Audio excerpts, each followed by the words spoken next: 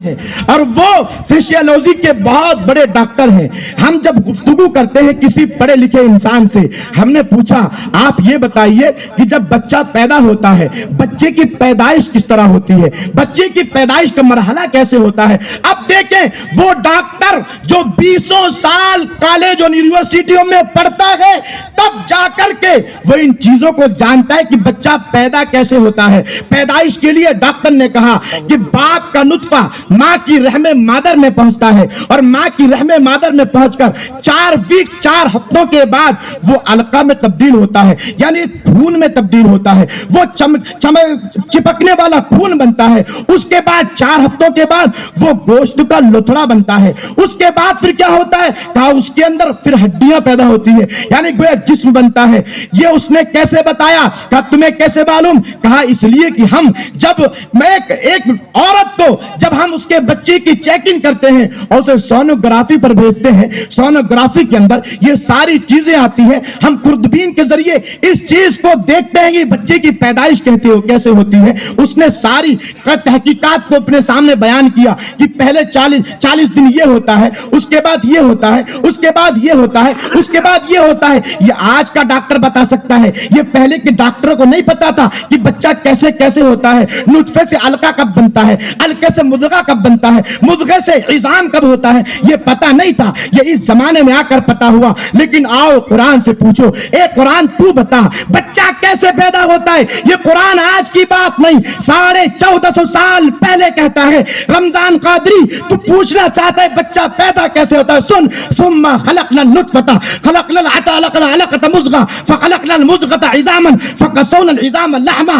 اللہ رب قدیر پہلے انسان کے نطفے کو پیدا کرتا ہے, نطفے سے علقہ پیدا کرتا ہے, علقے سے مضغہ پیدا کرتا ہے, مضغہ سے عظام پیدا کرتا ہے, اس کے بعد بندے کی ساری تخلیق کو پیدا کرتا ہے. سبحان اللہ, نعرہ تکبیر, نعرہ رسالت, مسلک اعلی حضرت.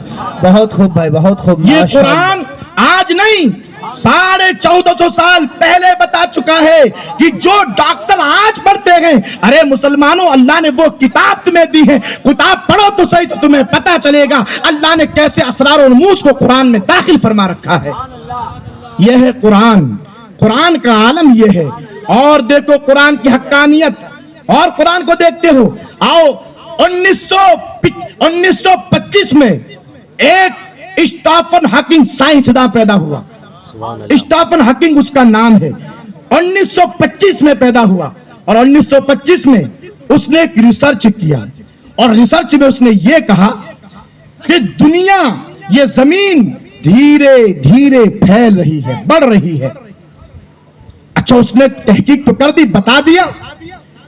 اور اس اسٹیفن ہاکنگ کو 1925 میں نوبل پرائز کا انعام ملا, یعنی اسے ایک بڑے عہدے سے نوازا گیا کہ اتنا بڑا سائنسداں ہے کہ اس نے بتایا 1925 میں, ابھی 2100 ہجری چل رہی ہے, گویا 150 سال پہلے اس نے یہ بتایا کہ زمین دھیرے دھیرے پھیل رہی ہے اور اس کو نوبل پرائز سے سمانت کیا گیا.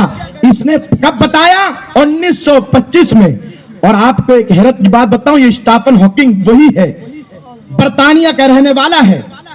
علامہ اقبال, پاکستان کے رہنے والے علامہ اقبال فرماتے ہیں کہ جب میں برطانیہ کی سرزمین پر گیا, اس سے ملاقات کرنا چاہا, اسٹیفن ہاکنگ سے ملاقات کرنا چاہا. جب میں اس کی لائبریری پہنچا تو سنا کہ وہ خبر دیا غلام نے کہ ہمارے حضور یہاں پر موجود نہیں, کسی سفر پر گئے ہیں. علامہ اقبال نے کہا کہ ٹھیک ہے, ان سے ملاقات نہ ہو, ان کی لائبریری تو دیکھ لوں, ان کی کتابوں کو تو دیکھ لوں کہ انہوں نے اتنی بڑی ریسرچ کیا ہے. کس کتاب سے کیا, کون سی کتاب ہے جس کی وجہ سے انہوں نے یہ بتایا کہ زمین دھیرے دھیرے بڑھ رہی ہے. غلام نے کہا آج تک اسٹیفن ہاکنگ کے حجرے میں کوئی داخل نہیں ہوا ہے ان کی اجازت کے بغیر, لیکن اگر تم کہتے ہو اور تم بڑی دور سے سفر کر کے آئے ہو تو میں تمہیں اجازت دیتا ہوں, لیکن کسی چیز کو ہاتھ نہ لگانا, کسی کتاب کو نہ چھونا. دروازہ کھلا, علامہ اقبال اندر داخل ہوئے. آپ حیرت کریں گے قسم خدا کی, جب لائبریری میں داخل ہوئے اور جب میز لائبریری پر رکھی ہے اسٹیفن ہاکنگ جس کرسی پر بیٹھتا ہے اس کرسی کے سامنے ایک میز ہے, اس میز کے اوپر ایک کتاب ہے. ہونا تو یہ چاہیے تھا وہ عیسائی تھا تو اس کے سامنے عیسائیت کی کوئی کتاب ہوتی, وہ سائنس داتا انگریزی کی کوئی کتاب ہوتی, وہ سائنس داتا دنیا بھی کوئی کتاب ہوتی. لیکن تاریخ گواہ ہے, علامہ اقبال فرماتے ہیں جب میں لائبریری میں داخل ہوا تو میری حیرت کی انتہا نہ رہی کہ جو میز پر کتاب رکھی وہ کوئی عیسائیت کی کتاب نہیں بلکہ وہ قرآن کریم رکھا ہوا تھا. سبحان اللہ سبحان اللہ. قرآن کریم رکھا ہوا ہے اور قرآن کریم کو ایک عیسائی پڑھ کر کے آج دنیا میں دنیا کے سامنے چیلنج کو پیدا کر رہا ہے. بتانا یہ ہے اس نے 1925 میں یہ دعویٰ کیا زمین بڑھ رہی ہے, لیکن آپ قرآن کا مطالعہ کریں 27واں پارہ کھولیں اور پہلے صفحے پر پڑھیں. اللہ فرماتا ہے وَالسَّمَاءَ بَنَيْنَاهَا بِأَيْدٍ وَإِنَّا لَمُوسِعُونَ, یہ آسمان اس کو ہم نے اپنے دستے قدرت سے پیدا کیا ہے اور یہ دھیرے دھیرے بڑھتا جا رہا ہے. یہ ہے قرآن. یہ 1450 سال پہلے اللہ رب قدیر نے ہمیں عطا فرما دیا. ضرورت ہے کہ اس قرآن کو پڑھا جائے. آج ہم اس قرآن کو نہیں پڑھ رہے ہیں, اسی وجہ سے آج ہم دنیا کے غلام ہیں. آج کی محفل اسی نام سے موسوم ہے, جشن دستار فضیلت. اس لیے قرآن کی کچھ حقانیت میں نے آپ کے سامنے پیش کیا. آپ ان حقیقتوں کو یاد رکھیں. ایسی بہت ساری حقیقتیں ہیں صرف قرآن کی حفاظت پر. آپ قرآن کے اندر اور دیکھیں, قرآن کے اندر اور بھی چیزیں ہیں. ایک شہد کی مکھی ہے. شہد کی مکھی شہد پیدا کیسے کرتی ہے؟ بعض لوگوں نے کہا کہ شہد کی مکھی تھوک دیتی ہے تو اس سے شہد پیدا ہو جاتا ہے. بعض لوگوں نے کہا کہ شہد کی مکھی اپنا فضلات خارج کرے تو شہد پیدا ہوتا ہے. تمام لوگ اختلاف کرتے رہے, لیکن جب قرآن پاک پڑھا, سورہ نحل پڑھی, سورہ نحل میں اللہ نے فرمایا اے لوگوں, ایک آواز کرنے والوں, تم یہ کہتے ہو کہ وہ تھوک دے تو شہد بنے, وہ پاخانہ کرے تو شہد بنے, لیکن مجھ رب نے اس شہد کی مکھی کو یہ مقام دیا ہے وہ اپنے پروں کو ہلا دے, اس پر کے پسینے سے میں شہد کو پیدا کر دیتا. یہ ہے قرآن. یہ قرآن کی حقانیت ہے. قرآن کی حقانیت اللہ رب قدیر نے ہمارے لیے تو عطا کی ہے اور اس کے علوم کے صحیح وارث ہم ہی ہیں. اس لیے کہ اللہ رب قدیر نے کسی غیر کو وارث نہیں بنایا. آدم کی صحیح اولاد اگر کوئی ہے وہ امت مسلمہ ہے. علم کی برکت, آج علم کی برکت یہ ہے آج ہم جو ذلیل اور خار ہیں اس کی وجہ یہ ہے کہ ہم علم سے دور ہیں. نہ ہمارے پاس اپنا علم ہے نہ ہمارے پاس غیروں کا علم ہے. کم سے کم انسان کو اپنی دینی تعلیم تو رکھنی چاہیے کہ جس کے ذریعے اپنے ایمان و عقیدے کی حفاظت کر سکے. آج انسان قرآن و حدیث نہیں پڑھتا ہے, اس لیے جو چاہتا ہے ویسی باتیں کرتا ہے. ایک حدیث میں پڑھا رہا تھا, الحمدللہ بچے موجود ہیں, انہیں پتہ ہے. میں درس قرآن کا مطالعہ کر رہا تھا, بچوں کو تعلیم دے رہا تھا, اور درس قرآن کے بعد ایک کتاب نور الانوار آتی ہے, اس کتاب کو میں بچوں کو اس کتاب کی تعلیم دے رہا تھا. اس کتاب میں ایک عجیب مسئلہ آیا. اس مسئلے کی وضاحت یہ ہے کہ اسی میں حاشیے میں ایک حدیث پاک لکھی تھی. حدیث پاک یہ ہے, اللہ کے رسول نے فرمایا اے لوگوں میری قبر کو عیدگاہ نہ بناؤ. میں علمی گفتگو تھوڑی سی کروں تاکہ علمی جوانت ہے اور علم کے اعتبار سے یہ محفل منعقد ہے, اس لیے علم کی اہمیت سنو کہ علم کتنا ضروری ہے. اور آج قرآن و حدیث کے نام پر ہمیں کیسے فریب اور دھوکہ دیا جا رہا ہے.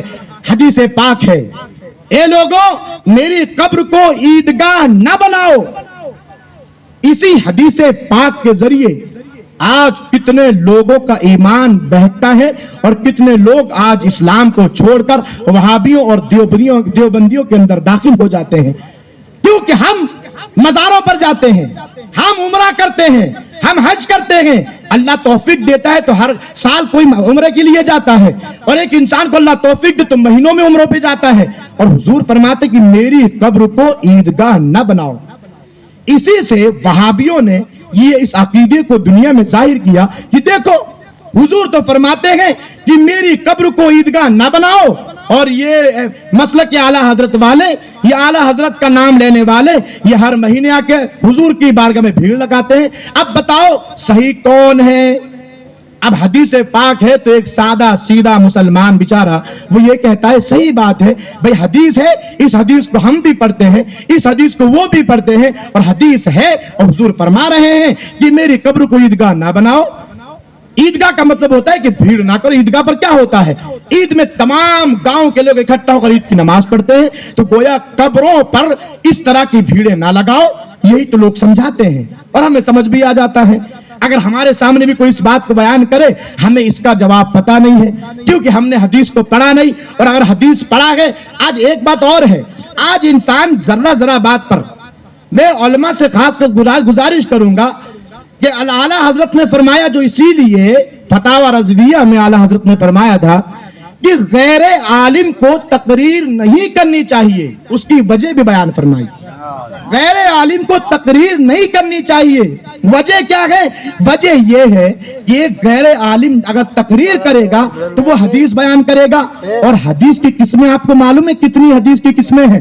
حدیث کی کئی قسمیں ہیں۔ حدیث کے ایک اعتبار سے 4 قسمیں ہوتی ہیں، صحیح لذاتہ، حسن لذاتہ، حسن لغیرہ، صحیح لغیرہ۔ ایک حدیث کے اعتبار سے 3 قسمیں ہوتی ہیں، ایک مشہور ہوتی ہے، ایک عزیز ہوتی ہے، ایک غریب ہوتی ہے۔ اب آپ یہ بتائیں کہ آپ جس حدیث کو بیان کر رہے ہیں وہ حدیث ہے کیا؟ حدیث صحیح ہے یا صحیح لذاتی ہے، صحیح لغیری ہے، حسن لذاتی ہے، حسن لغیری ہے، مشہور ہے، عزیز ہے، غریب ہے، کس قسم میں داخل ہے؟ اور کون سی حدیث ناسخ ہے، کون سی حدیث منسوخ ہے؟ کس حدیث کو قرآن پر لازم کیا جا سکتا ہے؟ آپ کو معلوم ہے قرآن کے اندر کچھ آیتیں ایسی ہیں کہ جن کو صرف آپ تلاوت کر سکتے ہیں لیکن ان پر عمل ضروری نہیں ہے۔ قرآن پاک کے 3 پارے کی ایک آیت ہے، اللہ رب قدیر نے ارشاد فرمایا للہ ما فی السماوات و ما فی الارض یغفر لمن یشاء ویعذب من یشاء واللہ علی کل شیء قدیر۔ اسی آیت مبارک لہا ما کسبت وعلیہا ما اکتسبت، قرآن پاک میں یہ ہے کہ اے بندو جسے تم ظاہر کرتے ہو اس پر بھی تمہارا حساب ہوگا، اور جس کو تم چھپاتے ہو اس پر بھی تمہارا حساب ہوگا۔ جس کو تم جو گناہ ظاہر کرتے ہو اس پر تو حساب ہوگا، لیکن جو وسوسے تمہارے دلوں میں پیدا ہوتے ہیں اس پر بھی تمہارا حساب ہوگا۔ یہ قرآن پاک کی آیت ہے۔ صحابہ اکرام کو جب اللہ کے رسول نے یہ آیت مبارکہ سنائی نا تو صحابہ پریشان ہو گئے، سرکار کی بارگاہ میں حاضر ہوئے، عرض کیا یا رسول اللہ، جو چیزیں ظاہر ہوتی ہیں ان پر عذاب مرتب ہو تو یہ تو سمجھ میں آتا ہے، لیکن جو ہمارے دلوں میں وسوسے پیدا ہوتے ہیں اگر ان پر بھی عذاب ہوگا تو پھر ہم میں سے کسی کے اندر یہ طاقت نہیں ہے کہ ہمارے دلوں کے وسوسوں پر ہم کنٹرول کر سکیں۔ وہ صحابہ ہیں، کیا آپ کے دلوں میں ایسی باتیں پیدا نہیں ہوتی؟ کیا کسی کے بارے میں بدگمانی پیدا نہیں ہوتی؟ کیا آپ کے دل میں کسی کے لیے برائی پیدا نہیں ہوتی؟ کبھی کبھی انسان کے دل میں ایسی باتیں آتی ہیں، صحابہ بیان کرتے یا رسول اللہ ہمارے دلوں میں کبھی کبھی ایسی باتیں آ جاتی ہیں کہ جن کو ہم زبان پر نہیں لا سکتے ہیں، اگر اللہ ان پر بھی عذاب مرتب کرے گا تو ہم گناہ سے بچ نہیں سکتے۔ اللہ سے دعا کریں اللہ رب قدیر ہم سے اس عذاب کو دور فرمائے۔ صحابہ اکرام نے حضور کی بارگاہ میں عریضہ پیش کیا، اللہ کے رسول نے اپنے ہاتھوں کو بلند کیا، اور اگر حضور اپنے ہاتھوں کو بلند کر دے اللہ نے کب ہمارے حضور کی دعا کو ٹالا ہے؟ ہمارے حضور کی دعا کو کب ٹالا ہے؟